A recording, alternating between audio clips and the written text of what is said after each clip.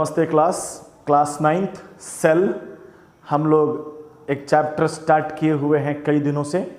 जो भी नए बच्चे हैं उन्हें यह ख्याल होना चाहिए कि हम लोगों ने कई सारे वीडियोस को डाला हुआ है, अपलोड किया हुआ है, आपको पहले उसे देखना चाहिए।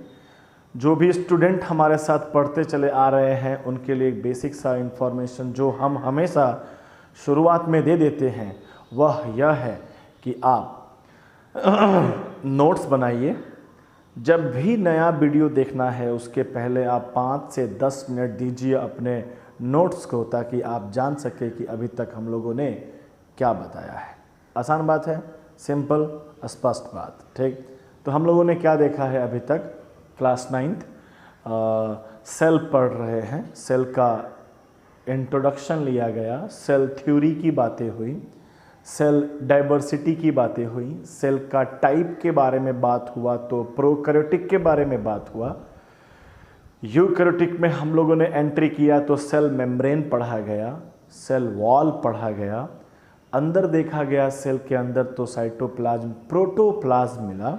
साइटोप्लाज्म और न्यूक्लियोप्लाज्म को 2 पार्ट में बांट के हम लोगों ने अपना काम कर लिया।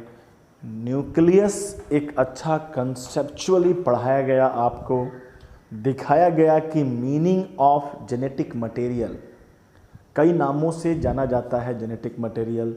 आप हेरिडिटी मटेरियल भी कह सकते हैं, आप डीएनए आरएनए भी कह सकते हैं, आप जीनोम भी कह सकते हैं। सभी छोटे छोटे वर्ड्स हैं। ठीक, आपको यह दिखाया गया कि क्लैरिटी रखिए कि क्रोमोसोम क्या होता है, डीएनए क्या होता है, जीन क्या होता है। सभी एक चीज़ें हैं, सभी एक ही चीज़ है, केमिकली सभी एक सेम है, लेकिन थोड़ा थोड़ा फॉर्म्स में डिफरेंस होता है। No problem. और थोड़ा आगे बढ़ा गया तो अब हम लोग चुन चुन कर एक एक करके पता करने की कोशिश कर रहे हैं कि कौन कौन है यूकैरियोटिक सेल के अंदर जो मेम्ब्रेन बाउंडेड स्ट्रक्चर है। तो मेम्ब्रेन बाउंडेड स्ट्रक्चर में पहला आपको पढ़ाया गया ER, endoplasmic reticulum. Endoplasmic reticulum को शॉर्टकट में हम लोग ER लिख लेते हैं। Endoplasmic reticulum long tube like structure inside the cytoplasm, inside the cell. अंदर से वो मैकेनिकल सपोर्ट देता है सेल को अंदर से। ठीक, सेल मेम्ब्रेन तो एक्सटर्नल एक कवर लग गया जो बाहर से सपोर्ट कर रहा है, कोई भी चोट वोट लगना हो तो वही बर्दाश्त करेगा। अंदर से स्ट्रेंथ कौन दे रहा है? ER। आसान बात, नो प्रॉब्लम। थोड़ा और आगे बढ़ जाते हैं। ER के जब हम लोगों ने माइक्रोस्कोप लगा कर देखा, स्टार्टिंग से हम आपको यही कहते चले आ रहे हैं, biology is all about getting information. आप माइक्रोस्कोप लगाकर जितना जूमिंग करके देखना चाहते हैं उतना जूमिंग करके देख लीजिए, आपको खबर चल जाएगा कि कितना याद करना है। तो हम लोग माइक्रोस्कोप से देख रहे हैं तो हमें ER के सरफेस पे कुछ दिखाई देता है, एंटायर ER नहीं। ER अगर हम आप भुला नहीं गए हो तो लास्ट वीडियो में बनाया गया था, न्यूक्लियस से जस्ट सटा हुआ ट्यूब लाइक स्ट्रक्चर का नाम है ER। कोई नहीं पूछेगा ER का आपको डायग्राम काफ़ी सिंपल है, जैसा कि साफ साफ आपको दिखाई दे रहा है। ठीक, तो इसी पे कहीं कहीं पर दिखता है कि कहीं कहीं पे दाना दाना टाइप का है, तो काफ़ी सिंपल नाम दे दिया गया, कह दिया गया क्या, रफ। ठीक, तो वो दाना अगर है तो रफ, अगर वो दाना नहीं है तो स्मूथ। तो हमारे पास रफ ER आ जाता है और हम लोगों के पास आ जाता है स्मूथ। और इसका बेसिस बन गया कौन? तो वह दाना लाइक स्ट्रक्चर। दाना को हम बायोलॉजी में ग्रैनुअल्स भी कर सकते हैं, ग्रैनुअल्स। ठीक, तो वो ग्रैनुअल का नाम भी है और वो नाम दिया गया, मतलब हम ER को जो 2 पार्ट में बांट रहे हैं वो on the basis of that दाना, एंड दैट दाना इज नोन एज राइबोसोम। ठीक, तो राइबोसोम अगर है सरफेस पे, ER के सरफेस पे, तो तो वो RER है। ठीक, तो हमारे पास एक डिफरेंस भी हो गया अच्छा खासा कि ribosome present on the surface, किसके सरफेस पे, ER के। और सेम बात यहां लिखने वाले हैं कि ribosome absent on the surface of ER, मिला लीजिएगा। ठीक, नो प्रॉब्लम, बेसिक डिफरेंस हो गया। थोड़ा काम की बात कर लेते हैं। RER, अब सबको ख्याल तो है कि राइबोसोम तो सर प्रोटीन बनाता है, पहले से पता है आपको। तो यूं समझ लीजिए ER का जो सरफेस हुआ ना, यह समझ लो एक लैंड है, जमीन है। इस जमीन पर हमने फैक्ट्री लगाया है, फैक्ट्री का नाम हो गया राइबोसोम। कई सारा फैक्ट्री लगा हुआ है और वो फैक्ट्री का काम होता है प्रोटीन का प्रोडक्शन, जो कि कर रहा है। तो हमारा जमीन भी तो थोड़ा हेल्प कर रहा है ना, क्या कराने में, तो प्रोटीन बनवाने में हेल्प कर रहा है, प्रोटीन नहीं बना रहा है। Clarity, RER helps, surface provide करता है for ribosome so that they can form protein. तो हेल्प्स इन, हम लिख दें प्रोटीन सिंथेसिस। सिंथेसिस, सिंथेसिस का मतलब फॉर्मेशन होता है। आसान बात बोले हम आपके लिए। ठीक, एक काम के नाम पर समाप्त कर देते हैं। ऑलरेडी एक बात बताया जा चुका है कि ER का मेन काम क्या हुआ, तो ER का मेन काम हुआ कि वो सपोर्ट करता है, सेल को इंटरनली सपोर्ट करता है, वेदर इट इज RER और SER। अब तो हम थोड़ा स्पेसिफिक नाम बता रहे हैं ना कि RER क्या करता है, तो प्रोटीन बनाने में हेल्प आउट करता है। तो हमारा SER भी कुछ ना कुछ तो करता ही होगा। अब देखिए, इसमें आप नहीं पूछ सकते हैं कि यह क्यों करता है, आपको सिर्फ इंफॉर्मेशन लेना है ताकि कोई आपसे पूछ दे स्पेशली कि हमारा स्मूथ ER क्या करता है, तो इक्का दुक्का हम जो कह दें, किताबों में जो लिखा रहे आपको बता दिया जाएगा। आप याद रखिए, हम एक काम बताते हैं, अगर हम कह दें, एक शब्द लिख दें डिटॉक्सिफिकेशन, हमारा स्मूथ ER डिटॉक्सिफिकेशन करता है। अब नाम से पकड़ते हैं, टॉक्सिक, टॉक्सिक कुछ दिख रहा होगा, टॉक्सिक मतलब कुछ पॉइजनस चीज़, जहरीला चीज़, खराब चीज़ जो हमारे बॉडी के लिए हार्मफुल हो सकता है, वह डिटॉक्सिक लिख दें। तो टॉक्सिक करना मतलब खराब करना, जहर फैलाना, डिटॉक्सिक करना जहर हटाना, ठीक करना। तो हमारा स्मूथ ER डिटॉक्सिफिकेशन करता है। तो सवाल आपसे क्या पूछा जाएगा, क्या करता है SER, आप कह दीजिएगा डिटॉक्सिफिकेशन करता है। सवाल ये पूछा जाएगा व्हाट इज डिटॉक्सिफिकेशन, तो कह दीजिएगा कि removal of toxic substance, toxic substance को हटाने का काम, चाहे टॉक्सिक सब्सटेंस को न्यूट्रलाइज करने का काम। थोड़ा स्टैंडर्ड वर्ड हो गया न्यूट्रलाइज, मतलब ठीक करना। ठीक, आसान बात है। थोड़ा यहाँ पर एक अच्छा बात जोड़ने की कोशिश करते हैं। हमारे एंटायर बॉडी में यह डिटॉक्सिफिकेशन का काम के लिए माना जाता है लीवर को। तो हमारे बॉडी का लीवर का एक और काम है डिटॉक्सिफिकेशन करना। कंफ्यूजन, सर अभी आप कह रहे हो SER करता है, अभी आप कह रहे हो लीवर करता है डिटॉक्सिफिकेशन। समझिए, लीवर पहले ही बात हो चुका है कि जो एंटायर बॉडी है अपना, that is made up by cell. ठीक, तो लीवर भी तो सेल का ही ना बना होगा। आप पहले ही पढ़ चुके हैं, cell is the structural and functional unit of life. तो सेल ही स्ट्रक्चर और सेल ही फंक्शन। तो अगर लीवर फंक्शन करता है तो सही मायने में सेल ही फंक्शन करता है, और सेल फंक्शन करता है तो सेल में कोई ना कोई है अंदर बैठा हुआ जो ये काम स्पेशली करता होगा। ठीक, हमारे हाथ का भी सेल है और हमारे लीवर का भी सेल है। दोनों सेल यूकैरियोटिक सेल हैं। दोनों सेल में वो सभी बातें मिलेंगी जो हम लोग पढ़ चुके हैं या पढ़ने वाले हैं। अब थोड़ा समझिएगा क्या बताने की कोशिश कर रहे हैं। लेकिन हमारे हाथ के सेल का मेजर काम डिटॉक्सिफिकेशन नहीं है। हमारे लीवर के सेल का मेन काम डिटॉक्सिफिकेशन है। हमारे किडनी का सेल का मेन काम डिटॉक्सिफिकेशन नहीं है। क्या बताना चाह रहे हो सर? बताना यह चाह रहे हैं हमारा हाथ हो, लीवर हो, किडनी हो, सब सेल से बने हैं और सब सेल के अंदर हर चीज़ पाया जा रहा है, including nucleus and cell organelle. सवाल ये होता है, न्यूक्लियस तो तुम काउंट करा दोगे कि सर न्यूक्लियस कितना होता है, तो एक न्यूक्लियस होता है हमारे सेल के अंदर। कहीं कहीं पर एक्सेप्शंस पाए जाते हैं। आपको कहीं कहीं पर 2 न्यूक्लियस मिलेगा, जहां मिलेगा वो इम्पॉर्टेंट हो जाएगा, बस आपको याद करना है। अगर हम ना बताएं आपको तो कोई आपके कंसेप्ट में प्रॉब्लम नहीं है, बस इंफॉर्मेशन थोड़ा नहीं बढ़ाया गया है। ठीक, बहुत सारे न्यूक्लियस मिलते हैं किसी एक सेल के अंदर, वह भी क्वेश्चनेबल पॉइंट हो जाता है। जैसे जैसे आएगा आपके सामने हम बिल्कुल रखते जाएंगे, घबराइएगा नहीं।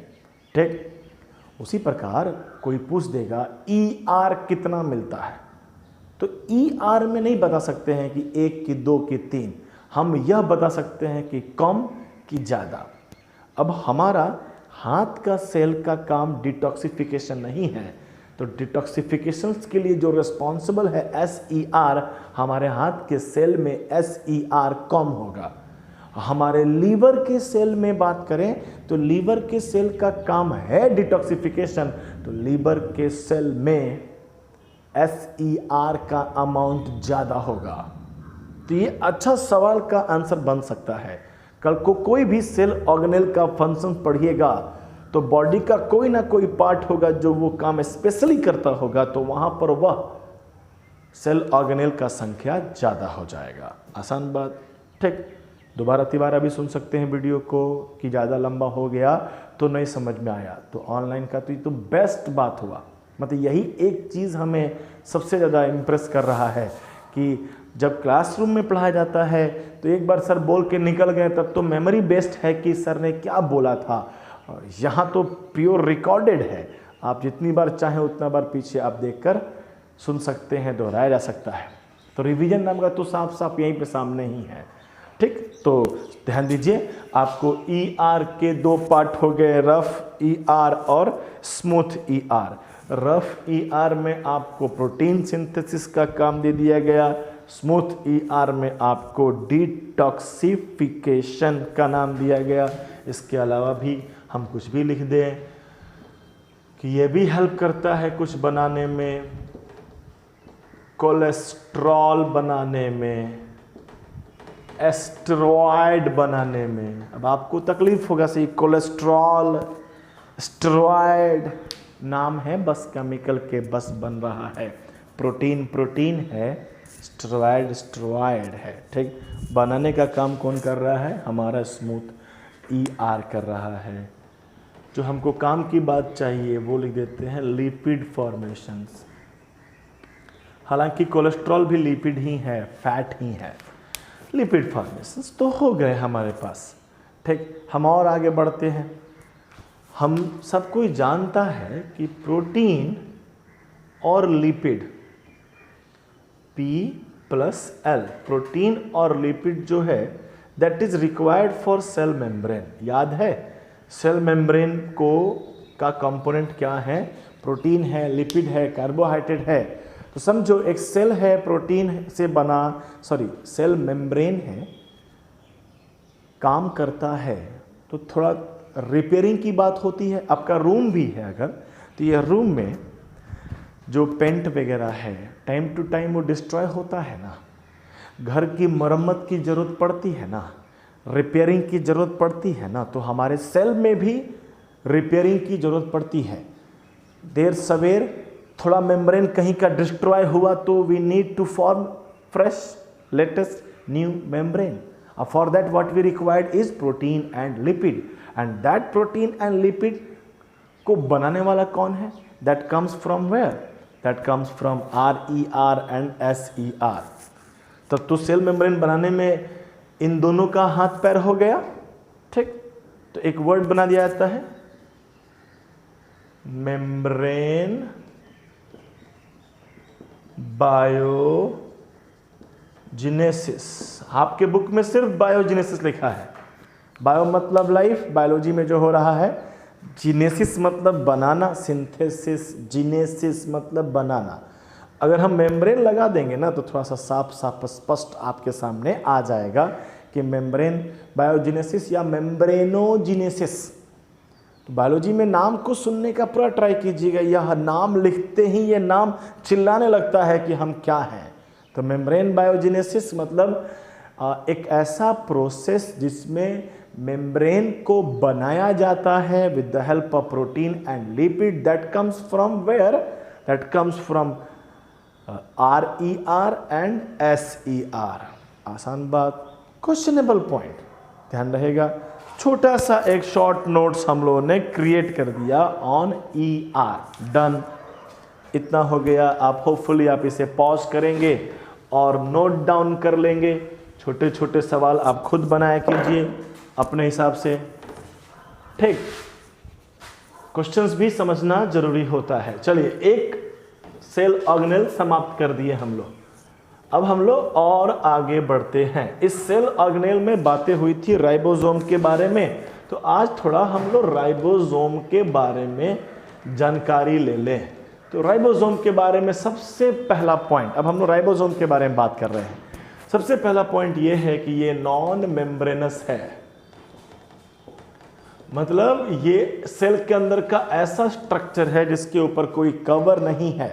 कई बार सवाल पूछा गया, मेरा तो खास करके फेवरेट है, हर बार पूछ देंगे कि non membranous structure found in cytoplasm. Answer हो गया क्या? राइबोसोम।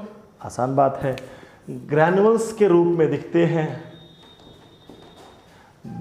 ग्रैनुअल्स का मतलब हो गया दाना, दाना दाना के रूप में दिखते हैं। नो प्रॉब्लम, ठीक। और छोटी छोटी बात कर लें हम लोग। It has 2 unit. हम थोड़ा एलोबरेट करेंगे लिखने के बाद। Large unit and small unit. तो ये पॉइंट को हम थोड़ा एलोबरेट करते हैं। पहले पता समझ लो कि राइबोसोम में 2 हिस्से होते हैं, ठीक, कोई दिक्कत नहीं। ग्रैनुल्स के रूप में होते हैं, दाना दाना के रूप में होते हैं। यह दाना दाना हो सकता है साइटोप्लाज्म में फ्रीली मिले, साइटोप्लाज्म में इधर उधर कहीं फेंकाया पड़ा हुआ मिले, और या हो सकता है, होता ही है, on the membrane of ER। अभी पढ़े, एंडोप्लाज्मिक रेटिकुलम के मेम्ब्रेन पर भी मिल सकता है RER। No problem. आपको बता दिए क्या कि लोकेशंस कहाँ हो गया। दाना दाना के रूप मिलता है। दाना में छोटा दाना है, बड़ा दाना है। आसान बात। मेन काम के रूप में क्या करता है? यह काम करता है प्रोटीन सिंथेसिस का काम करता है। बायोलॉजी में प्रोटीन सिंथेसिस को ट्रांसलेशन कहा जाता है, ठीक। पढ़ाई भी गया है शुरुआत में यही कि जेनेटिक मटेरियल के ऑर्डर को ट्रांसलेट करता है। जेनेटिक मटेरियल जो करवाना चाहता है उसी को अपने भाषा में बनाकर सेल में काम करवाता है। इस पॉइंट को बताएंगे भी तुरंत, ठीक। आपको ये भी पढ़ा दिया गया है कि प्रोकैरियोटिक में जब आप चले जाएंगे तो प्रोकैरियोटिक में 70S करके राइबोसोम मिलता है, और आपको यूकैरियोटिक में 80S मिलता है। अब राइबोसोम 70S ऊपर लिख रहे हैं, 2 यूनिट होते हैं, एक छोटा एक बड़ा। तो ध्यान दीजिएगा, 50S प्लस 30S। ये सिंपल सा मैथ नहीं है, ठीक। ये नहीं समझिएगा कि ये मैथ लिख रहे हैं कि 50 और 30 तो 80 होना चाहिए था सर, आप 70 लिखे हैं। तो ये मैथ नहीं है कि हम जोड़ रहे हैं। ये सिंपल सा कुछ कंसेप्ट है इसके ऊपर, अभी बात करेंगे इसके ऊपर, ठीक है। तो 50S प्लस 30S मिलकर 70S, बीच का 10S गायब हो गया। 80S में बात करते हैं 60S प्लस 40S। मान लो ऐसा दिखा रहा है, तो आप तो 100 जोड़ रहे हो, 100। तो ये बड़ा है, ये छोटा है, ये बड़ा है, ये छोटा है। अब लगे हाथ आज बात कर लेते हैं। S मतलब क्या हो गया? तो कंसेप्ट समझो, कंसेप्ट। आपको कहा जाए कि 10, इस 10 का कोई मीनिंग नहीं है। आपने जैसे m लिखा तो आपने पढ़ा 10 मीटर, आपके मन में कुछ क्लैरिटी आ गया कि ये क्या है। तो यह एक यूनिट है, मीटर एक यूनिट है जो आइडेंटिफाई कर रहा है कि किसके बारे में बात कर रहे हैं। आसान बात। अगर हम 10 मीटर ना लिखकर हम किलोग्राम लिख दें तो काफ़ी सारा चीज़ बदल गया। ठीक, 10 तो वही है, 10 वही है, लेकिन यूनिट के बदलने से इसकी मीनिंग में चेंज हुआ है।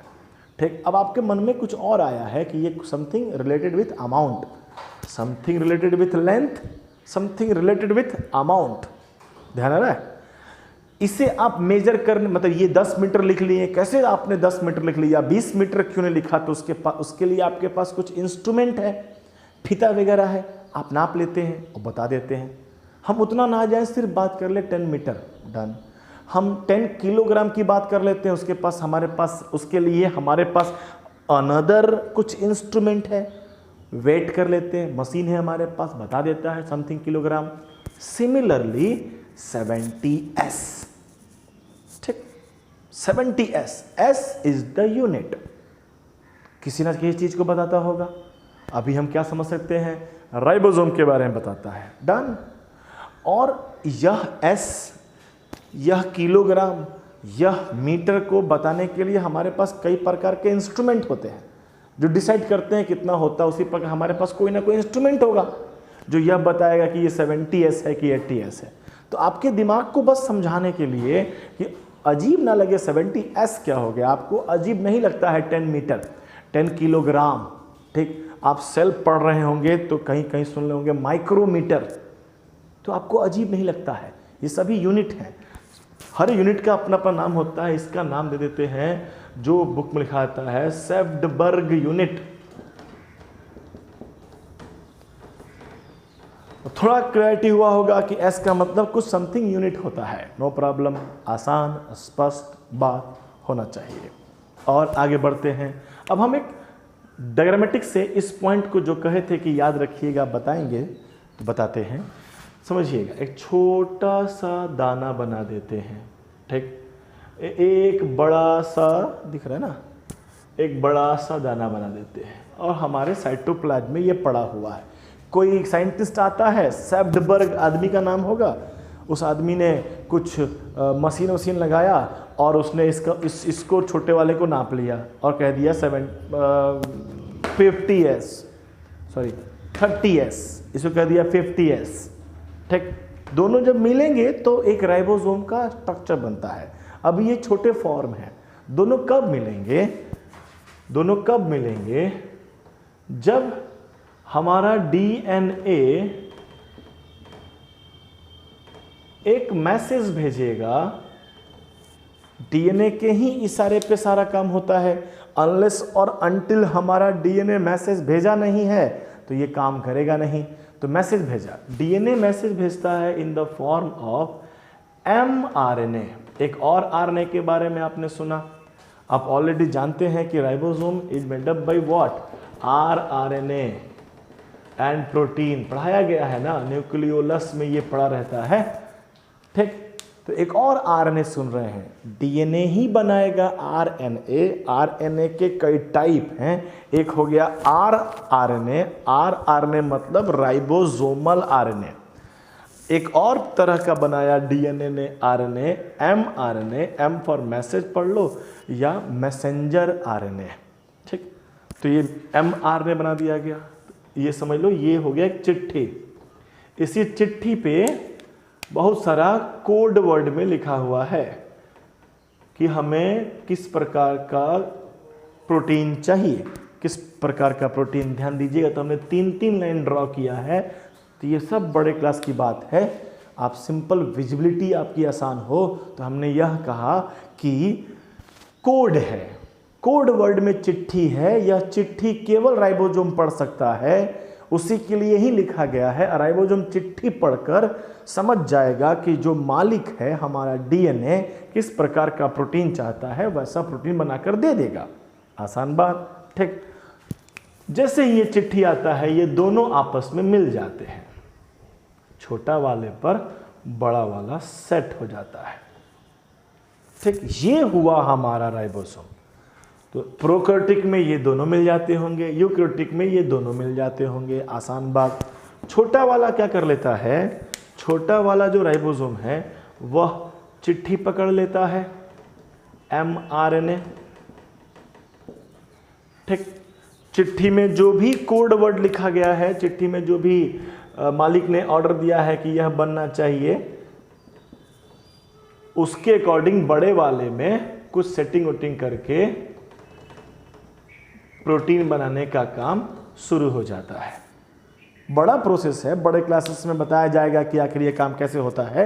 हमने सिंपल से एक फ्लो चार्ट दिखाया कि डीएनए ने चिट्ठी लिखना है, कहीं से सिग्नल मिलेगा और राइबोसोम करेक्ट, अब फॉर्म हुआ राइबोसोम, फैक्ट्री लग गया, छोटा वाला पकड़ता है मैसेंजर आरएनए को, उसी चिट्ठी को देख देख कर बड़े वाले में कुछ कुछ होता है और प्रोटीन बनना स्टार्ट हो जाता है। आसान बात, वेरी सिंपल। और थोड़ा बड़ा बात कर लें कि कभी कभी चिट्ठी बहुत बड़ा लिख देगा ना, अगर डिपेंड करता है ना मूड पर, डीएनए कैसा चिट्ठी लिख रहा है, बड़ा लिख रहा है कि छोटा लिख रहा है। कि अगर बड़ा चिट्ठी लिख देता है तो एक राइबोसोम से काम नहीं चलेगा, बहुत सारे राइबोसोम इसमें अटैच होना शुरू हो जाएंगे और सब मिलके काम करना शुरू करेंगे। तो इस तरह के स्ट्रक्चर को पोली, ये काफ़ी अच्छा वर्ड है साइंस में, POLY, पॉली मतलब अनेक, MONO मोनो, मोनो मतलब एक, DI डाई मतलब दो, और पोली मतलब अनेक, एक दो अनेक। ध्यान रखिएगा, ये भी एक नया टर्मिनोलॉजी है, नो प्रॉब्लम।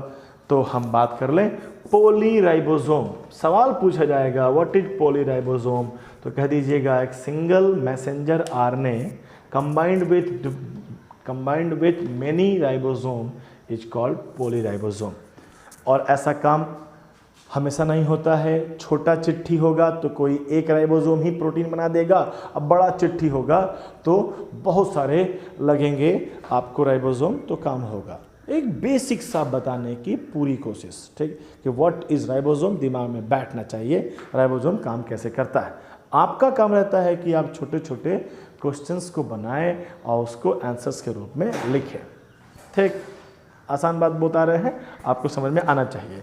इतना हो गया, दिस दैट। थोड़ा सा मतलब मन तो नहीं कर रहा है, लेकिन बढ़ा दें कि जो हम प्रोटीन कहते हैं ना, प्रोटीन,